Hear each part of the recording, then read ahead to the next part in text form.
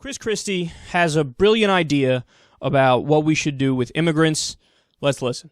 Do you find it ironic, as I do, that if this morning, let's say, one of you have a child at college, they just left for college like our daughter Sarah just did, to go back to Notre Dame last week, and invariably we will get a call from her in the next week or two saying, oh, I forgot this, fill in the blank, whatever it is, and I need it tomorrow. So we'll go to FedEx, right?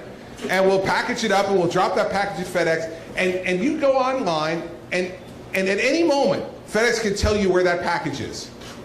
It's on the truck, it's at the station, it's on the airplane, it's back at another station, it's back on the truck, it's at her doorstep. She just signs for it.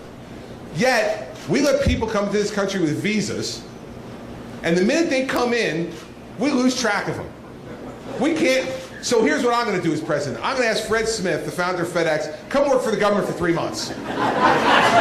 Just come for 3 months to Immigration and Customs Enforcement and show these people, because guess what, of the 11 million people who are here illegally, 40% of them didn't come in over the southern border. 40% of them came in legally with a visa and overstayed their visa. We need to have a system that tracks you from the moment you come in, and then when your time is up, whether it's 3 months or 6 months or 9 months or 12 months, however long your visa is, then we go get you and tap you on the shoulder and say, excuse me, thanks for coming, time to go. That's a fantastic idea. You know, what we could do is we could put like a letter on them or something, perhaps a letter on their chest or their back. We could make it bright so everybody can see it. We can make it like a red letter. We could call it like a scarlet letter. That's a fantastic idea. Or another good idea is we could put like a barcode on people. We got to make it so they can't wash it off though, and it can't be on a piece of clothing because then they could just not wear the clothing. So we like tattoo on them a barcode that has numbers and stuff, and this way they can't wipe it off, and it lets everybody know that they're different from you and me, and they're not the same. And that's a good way for us to distinguish who the people are that aren't so American, you know what I mean? It sounds like a great idea. I wonder if there's any historical precedent for this. Has anybody ever done that with the tattoos on people and ways of distinguishing them from others? Or, something to ponder. What's amazing to me is that Chris Christie apparently is not intelligent enough to realize when he's saying something that is quite literally fascist. Like, sometimes we talk about fascism, and yes, there's a little bit of, well, you got to connect the dots in order to see it, and if you interpret it this way, what they're saying could be fascist. This is, like, straightforward. He's saying legal immigrants, too! Not even just undocumented. He's saying, well, yeah, if they're here legally, you got to, track them like FedEx packages, so you know where they are at all times. So 11 million plus, 12 million people.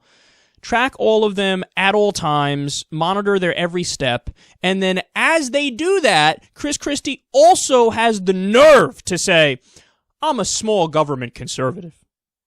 He said it before.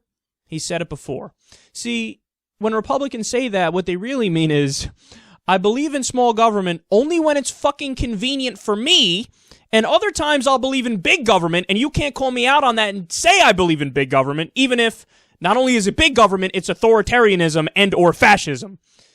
So, Chris Christie loves big government except when he wants government, it loves small government, I should say, except when he wants government to track all immigrants all the time in America.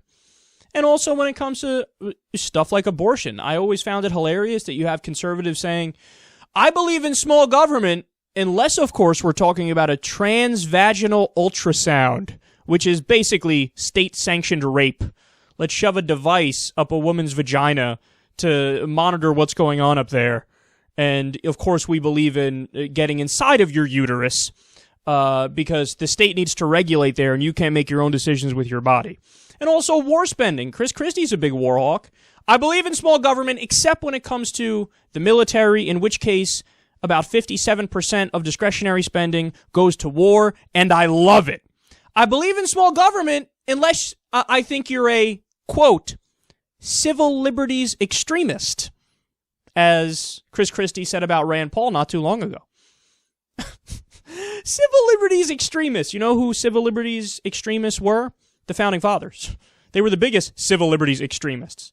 you either believe in civil liberties or you don't. There's no such thing as you believe in them so much that you're not willing to bend on it?